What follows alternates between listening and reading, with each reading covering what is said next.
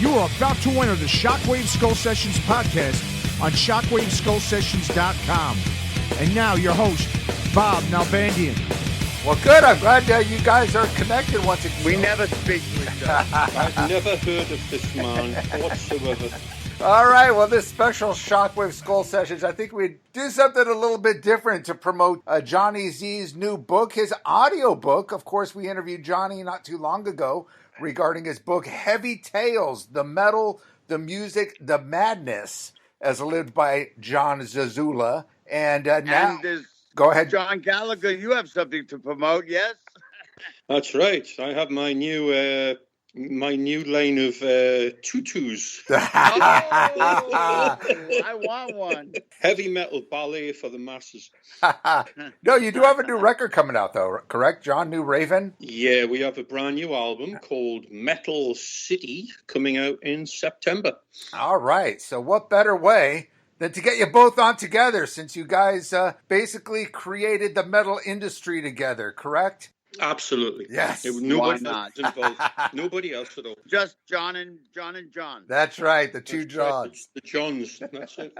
And of course, Jonny Z, your new audiobook will feature 2 hours of bonus material. So definitely something to look forward to. It's actually almost 2.5 hours. And I think the bonus material is more fun than the book. All right. Now, is that from the radio show cool. you did, the Brothers Grimm, or is it additional bonus material?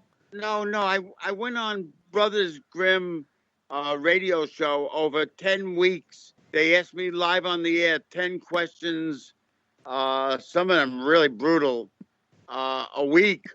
And there was 100 questions when it was over. About 11 were redundant. So we kept 89 for the bonus material. Oh, wow. And you have someone on the air asking me the questions and me answering them. It's a little more fun than just a Q&A because I have interviews, and John and Gallagher has interviews all over the place that people could listen to. But for some reason, this collection came out really well. Yeah, it makes a difference when people have got smart questions and they bounce off each other and you can go places where maybe you haven't been before. It helps.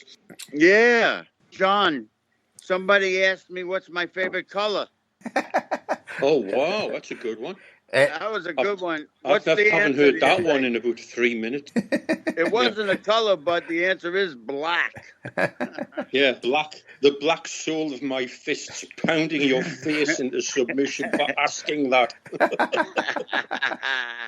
You guys haven't changed at all, man. I was acquainted with the both of you very early on. Of course, John Gallagher with Raven, one of the leaders of the new wave of British heavy metal. And we got acquainted early on with my fanzine, The Headbanger, the same way I got acquainted with Jonny Z and his label Megaforce. And around that time, during the new wave of British heavy metal, you had certain bands, of course, Def Leppard, Iron Maiden, Saxon, and Motorhead, if you want to consider them part of the new wave of British heavy metal. They were none of them. None of them. Don't forget Duran Duran. And Duran, of course, the leaders. They were right up there. I guess they were the forerunners, right? That's right. They were the janitors. They were the janitors of the new wave of heavy metal. Right. And I believe Raven was one of the first new wave of British heavy metal bands to get a deal outside of the bands I mentioned. And there were a couple others, of course, Tigers of Pantang and More, and a couple others that had major labels here in America. Our first album, Rock Until You Drop, that was the first independent heavy metal album in England. Really? Because I was going to say, that was super All early the others were on majors. Ours was the first album that was independent. There was a lot of singles. The Tigers had the first like Metal single or Neat, and Rock and Roll Fist Man had a single after that, but we had the first album. Yeah. Wow. And Bob, yeah, we couldn't keep Rock Until You Drop on our shelves at Rock and Roll Heaven. Everybody they waited for it. It was a big record for us. For a small label being the first independent release on a metal label, that album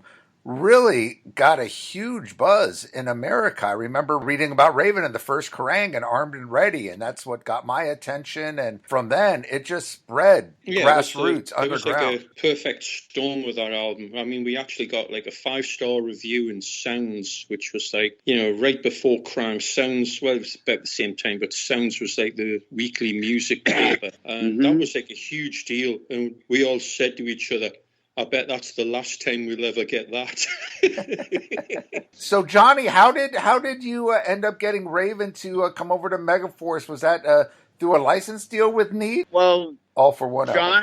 Gallagher and Hunter came over to do some shows. They did the great Headbanger Ball, and they played the most unbelievable show you would have ever seen in your life at the Brooklyn Zoo, and which was a great venue in Brooklyn. It went up against L'Amour's, and there were many other shows. They just killed, and I developed a relationship with their British label.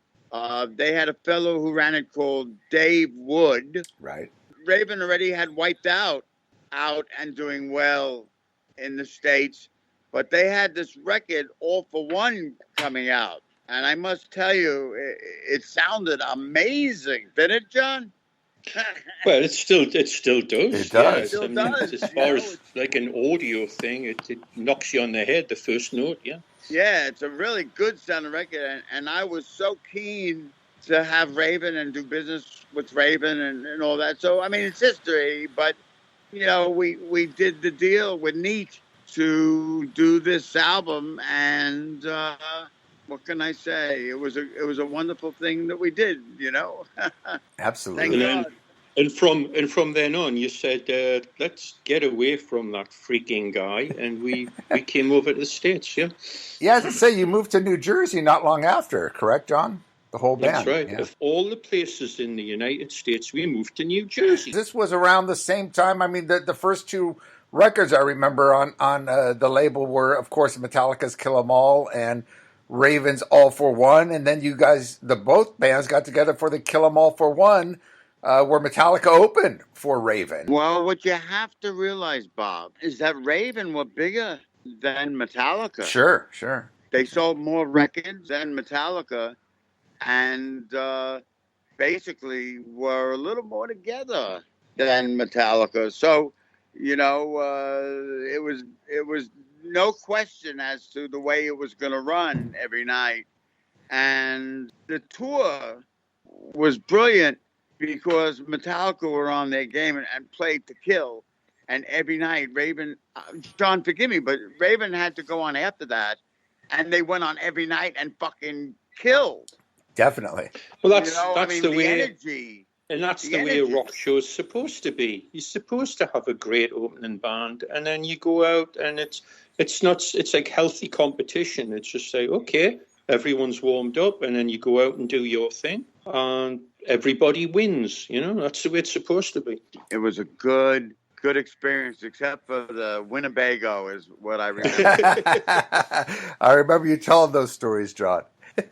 17 people in a 6-berth Winnebago and 2 trucks. I, of course, saw that show at the Country Club in Los Angeles, and what you say is absolutely true. I mean, both bands were just on their game, and of course, this was Raven's first tour of America and Metallica's very first tour. And you're right, both bands were just ready to kick ass, just kick each other's ass. And that just made for, and that's what was great about those shows back then. There, like you say, John, healthy competition, but it was the vibe, like, we're going to kick your ass tonight. No, we're going to kick your ass. And that always made for the best shows.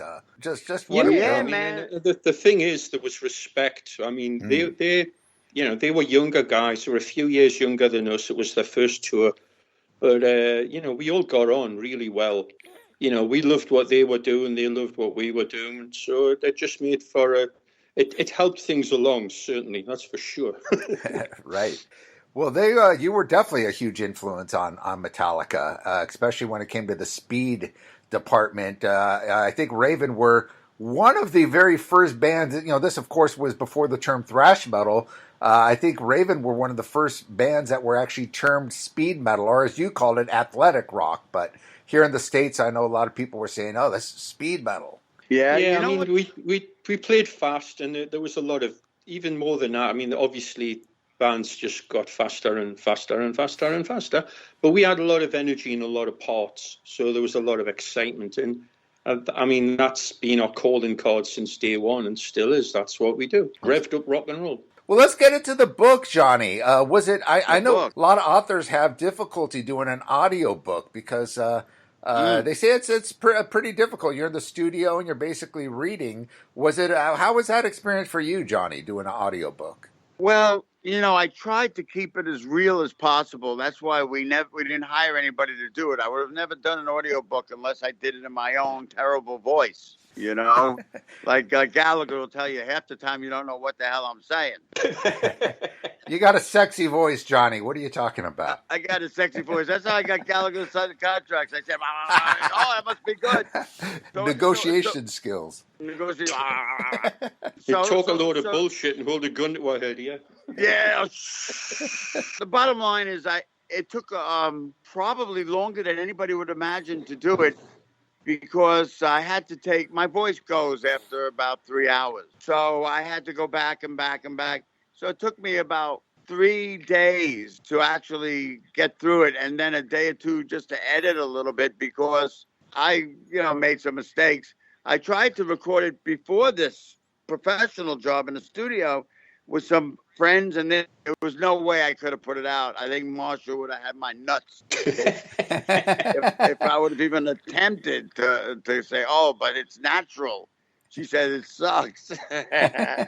All right. So we went in the studio. We did a good one, and that's what we got now. And it took 2 weeks. That's great. That's pretty quick, I would think, for an audiobook. And you had Chuck Billy actually do the audio for the foreword, correct? Chuck did the audio for the forward. He wrote the forward. He turned out to be a wonderful friend and support through all these years. And Chuck did his bit. It's great. He sounds great. Oh, he's got some voice. The chief is one of the good people on this planet, that's for sure. He's Absolutely. a good man. He's a good man, living a good life. I'm very proud of Chuck Billy. You did some touring together, right, John? Raven and Testament? Yeah, we, after the whole Atlantic debacle and whatever, and we got Joe Hasselvander in on drums after Rob left, that was our first tour. We played with Testament across the States in the winter. It was freaking freezing. Yeah, we got on great with those guys. They were, and we'd still, see them now and again at festivals, like last year, the year before we did too. Great guys.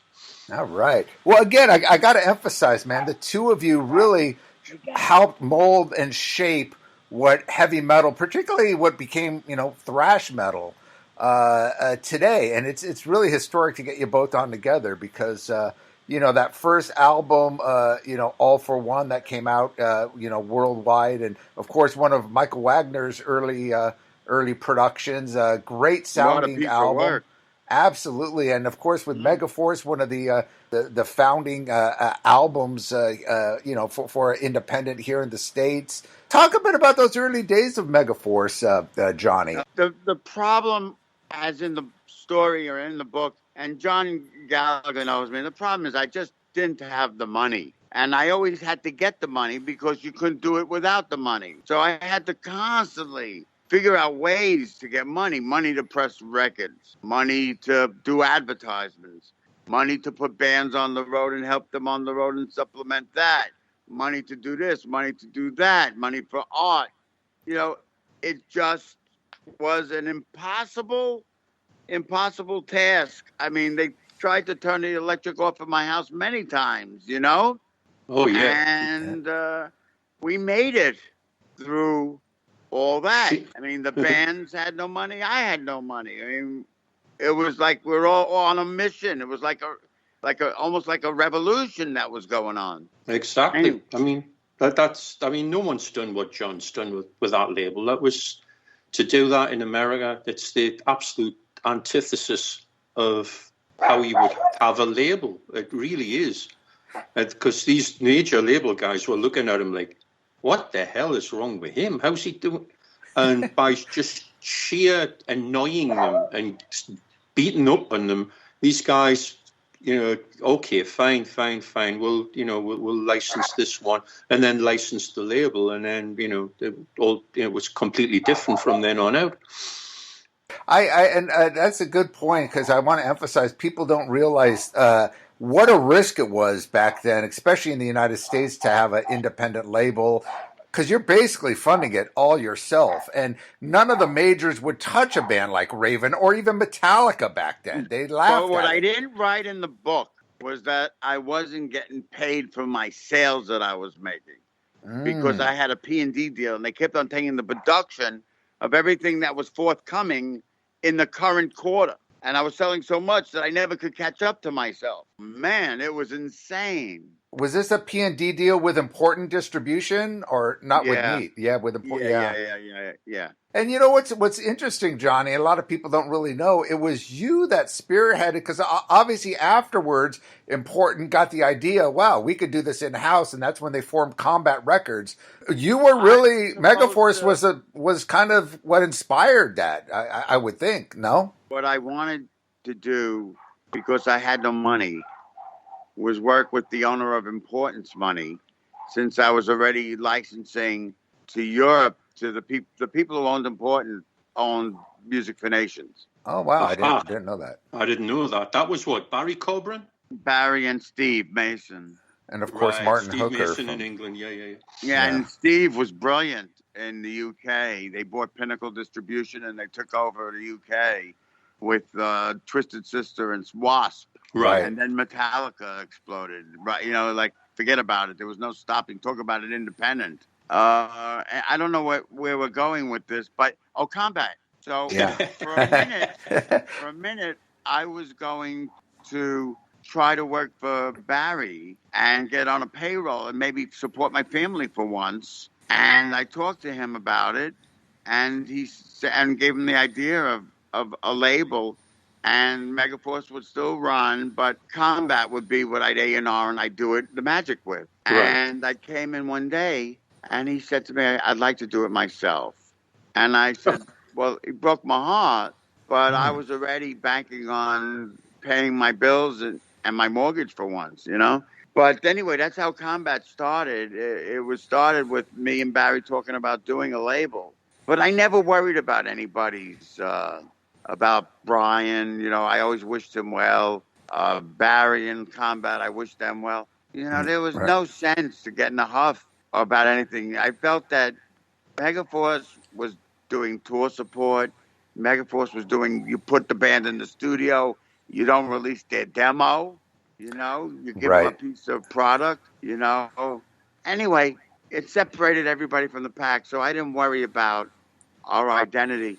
And then when we moved to Atlantic, that really helped move everything along. The only thing that I didn't like is that Atlantic was giving me a hard time working with my old band Raven and a partner I had. So that's another story, but I'm not getting into that.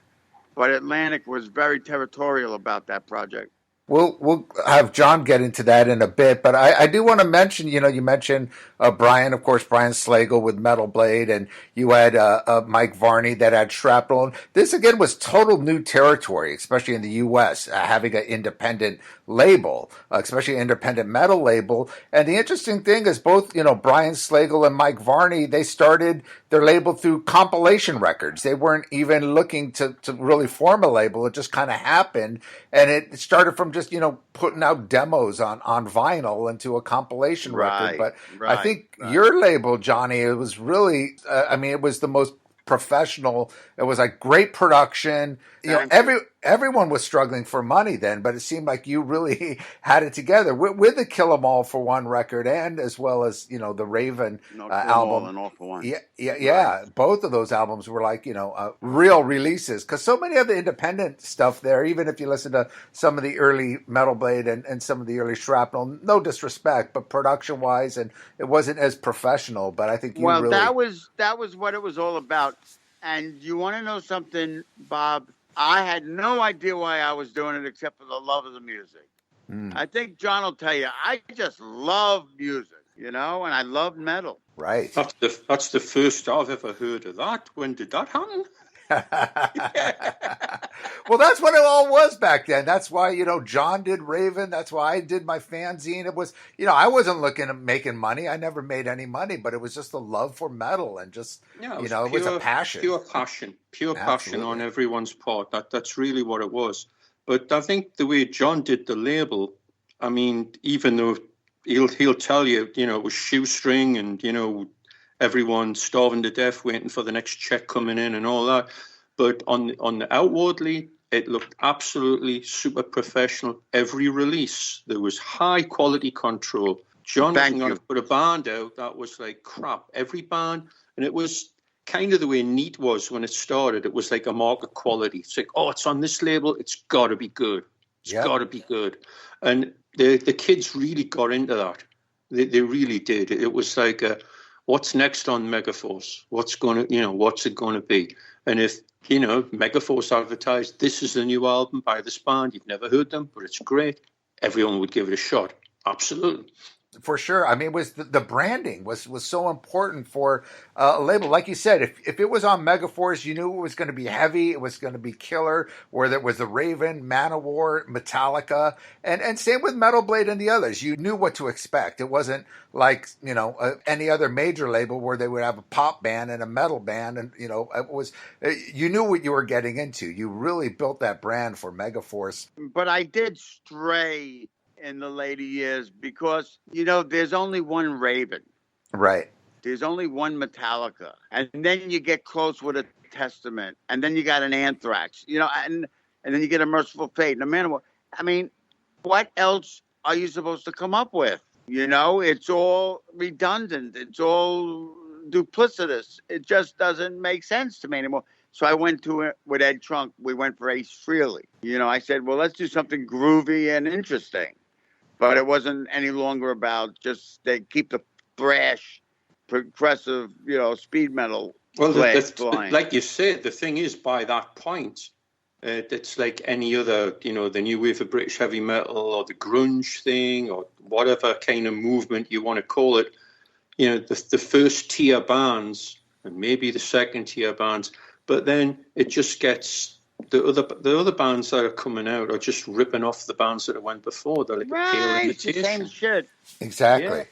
Well, that's what I thought was so great about Megaforce is you really had that diversity and artists, and you were really willing to take chances, like a band like King's X that was groundbreaking. Of course, they never sold millions of records, but according to every musician and press alike, they were, one of the most, influential bands of the late 80s for so many different artists. And a band like Blue Cheer that you got out of the dead, you put, these were the godfathers of hard rock and heavy metal, and you put them kind of back on the map. So you really did release some groundbreaking stuff. It was very smart and very cool of you to kind of reach the boundaries. Smart till it killed me. You know what I mean? Talk about that a bit, how that happened. Well, what happened was I wanted a little more control, and someone offered me a lot of money to move to another place, and I figured it would be a better world. But when I got there, grunge had really beaten the hell out of metal,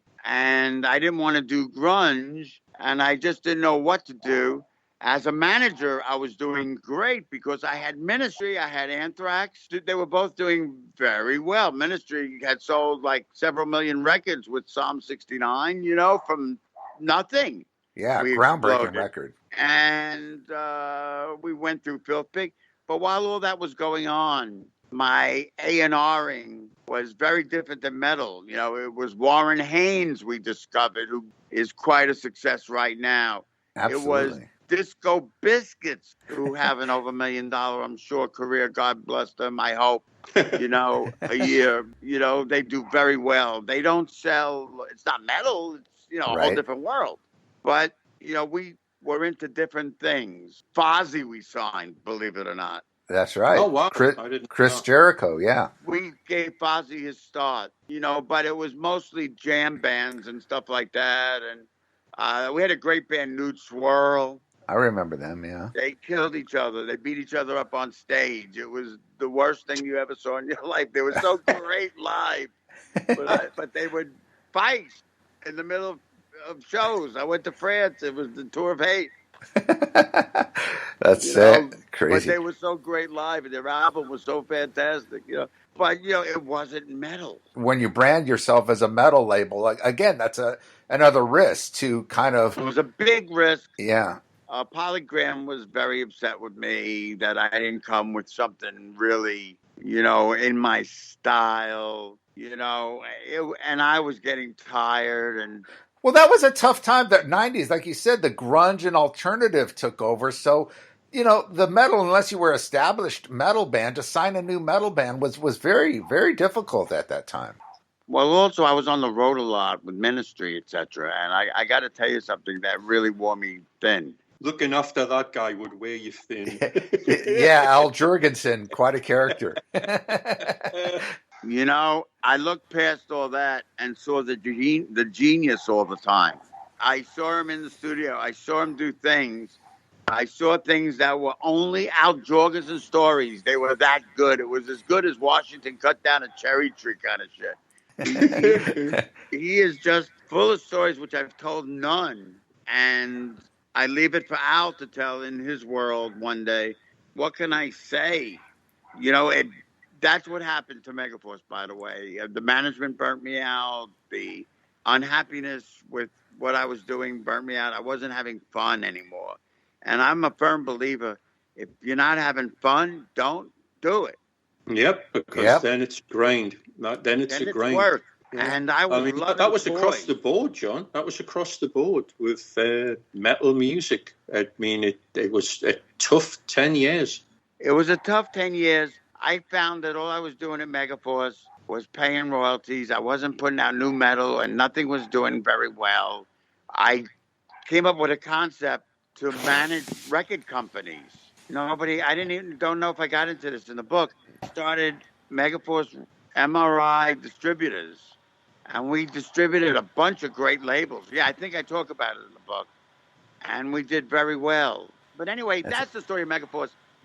The book has a happy ending because living in New Hope, Pennsylvania was amazing at the end of the days, Those of you who have never been to New Hope, Pennsylvania, you can't imagine what a beautiful community it was. So when did you leave New Jersey, Johnny? I left New Jersey 27 years ago. Oh, wow, that long. And moved to New Hope, Pennsylvania. Wow, I didn't realize it was that long ago. And John Gallagher, you left New Jersey when? I wasn't in Jersey very long at all. We moved, when we were doing Stay Hard, we moved up to Cortland, New York. Oh, okay. Oh, and we were up there for about upstate, 3 or 4 years, actually. Yeah. Ronnie James Dio territory, right? Oh yeah, absolutely. Yeah. So, John, certain bands like Anthrax you went over to Island, and then that was just prior to the Atlantic deal you had, correct, Johnny? No, I think Anthrax was after Raven. I think. Yeah, I think it took the Atlantic deal for us took forever, and I think the Island deal took forever for Anthrax as well. Yeah. Yeah, you were selling a rough commodity that they really didn't understand. Well, you know who signed us, right? Larry Yazgar, the disco guy. Oh, you're kidding! I thought it was Jason Flom. Jason Flom was in rehab. Oh yeah. Oh man, that must have been a nightmare, John, because I remember during the 80s when the bands, the major labels just really pushed. It was when MTV was happening and radio, and they just really pushed for that. Yeah. I think what matters is that it's now 30 some odd years later or more, and Raven remain one of the best touring bands in the world. Absolutely. I think that a lot of us have gone through traumatic experiences, and what makes us strong is that we survived and we flourish. And Ravens survive and flourish. And I sharpen my teeth on the skulls of my enemies. Yes. And Johnny, what about some of the other bands, Jonny Z? Overkill, New Jersey, because a lot of you really helped create the East Coast scene. TT Quick, so many bands from that area that you introduced to the world. Talk a little bit about the scene on the East Coast there. I'm going to start by this. I'm sorry, but I have only a few more minutes I could give you. Okay. I hope you don't mind, but I could tell you that out of rock and roll heaven, that record store mecca that existed in East Brunswick, New Jersey, bands like Anthrax came with their demos, and bands like Overkill came with their demos. Bands like Anthrax played in the area. Bands like Overkill played in the area.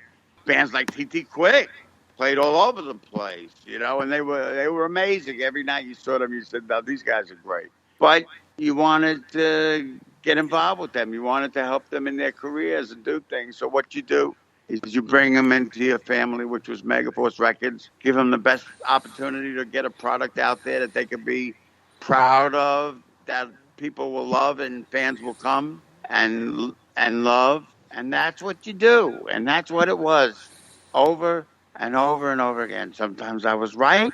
Sometimes I was wrong. All the time I was mad. Yeah.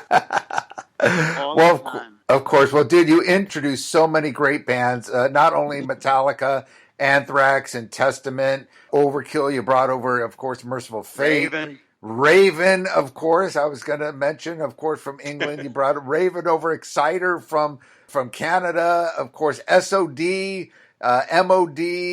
You brought back to life Ace Frehley. Introduced to the world King's X, Ministry you brought back to life. So many great bands. I know you don't have a lot of time left here, John. Anything else you want to talk about as far as the new book and your career? And of course, the new book, once again, titled Heavy Tales, the Metal, the Music, the Madness, as lived by Jon Zazula. Look, it's fun. That's what I think. It's a fun product. And I think the bonus is a lot of fun. And I told them to please keep the price down as much as you can. It's on sale right now in pre-order. I know the physical CDs and all that stuff comes in October all over the world of the product that's coming out exclusively on Audible for 3 months. And that's the end of that. I also want to say that this was a real privilege for me to sit with my dear friend, John Gallagher, who I love more than anything. And I'm just proud to be in the same meeting with him once again.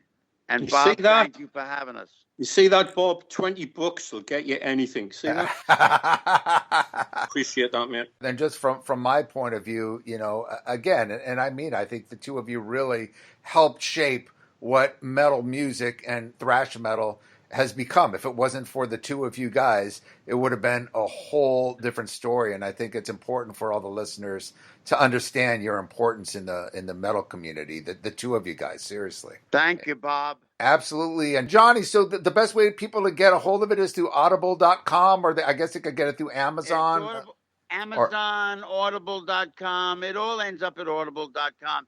But Amazon has it on sale, I think, right now a little cheaper, maybe. I got to take this call. I got to go. Okay, Jonny Z. Easy, take care, Jonny Z. We'll talk soon. Bye. And John Gallagher, before you leave, just give the listeners a little insight about the new record coming out in September, the new Raven.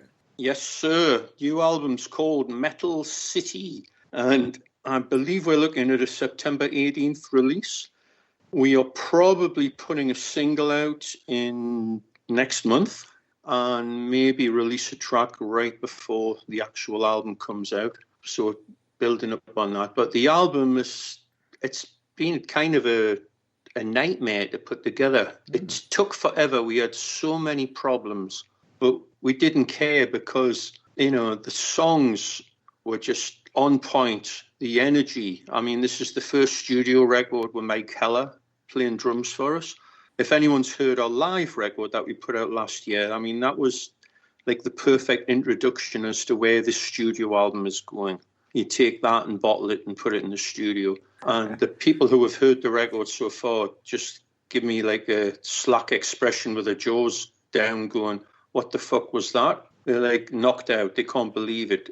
So it's like one foot is in 1982 wiped out And the other foot is in the 21st century. And we've really captured that energy and craziness. And I mean, there's a lot of fast songs on this. But the one thing is, it's the perfect blend where you've got the speed, you've got the structure, you've got the craziness, and you've got the melody. You know, it's structured so that it hits you on the head hard, and then it just keeps doing it every damn song. We've got rock and roll things in there. We've got fast speed. We've got a doomy epic thing right at the end. We're just really, really happy with it. But we need someone to mix it. We were on a cruise with Michael Wagner. And, hey, Michael, would you like to mix? Oh, absolutely. I say, great. So we'll get Michael to mix it. We just need to record it. And then he gets in touch with me. He says, when are you going to have this done? I says, well, I'm not sure why. He says, well, I'm going in for heart surgery. Oh, so wow. I need it all done by, I think it was April. And it was like, oh, what are we going to do? Mike's studio's not going to be ready till July. And he just said, well, why don't you come down here? Let's do it here. All right. So we did it with Michael in Nashville. Yeah. And it was incredible. Incredible. He's still the guy. He's still, as crazy as ever. Yeah. And he's the guy for guitar, especially. One of my favorite producers and mixers. Yeah. So underrated. We got that all together. We got it mixed. We actually weren't enamored of the mix. It needed a different approach. So we got this guy called Zeus, who's been working with Rob Zombie and a bunch of other people. He did a test and we were blown away and like, yeah, go for it. And he just brought out what needed to be brought out. Everything is there. You can hear what everyone's doing, but it's fat, loud, and nasty. All right. The way it should be, right, John? Absolutely. All right. And what label are you doing this on your own label? No, this is coming out on SPV Steamhammer worldwide. Oh, awesome. Very cool. We've been planning our world domination with this for the last 3 years, so it's great to have it finally come together, All right, and hopefully when all this shit dies down, we'll get to see Raven back on tour, because nothing better than seeing Raven live. I saw you the last few times. You did some fantastic tours, of course, with Diamond Head a few years ago, and more recently with Slow Fag, I believe, was the last tour you did here in the States, and always a killer bill and a killer show. Yeah, we're all set to go. I mean, this stuff that's basically booked, whether it'll come off or not, depends on what happens. If it's not opening up and they're doing this, hey, it's a 500-seat hall, you can have 25 people in it. That ain't going to work for anybody. Yeah. Well, everyone's in the same boat, so we'll just wait and see what happens. And, hopefully it's sooner rather than later. It will be. I think things will get back to normal soon enough. Well, John Gallagher, once again, always a pleasure and great having you and Jonny Z on together. I thought that was fantastic. And we will definitely be in touch, my friend. Absolutely, Bob. You take care, mate. Thank you for listening to the Shockwave Skull Sessions podcast. Subscribe and listen to all episodes by going to our pages on iTunes, Spreaker, YouTube, Spotify, and more. You can listen to all other episodes and access up-to-date information and news on the Shockwave Skull Sessions podcast by going to our website at www.shockwaveskullsessions.com. Email all comments, questions, and suggestions to shockwaveskullsessions@gmail.com.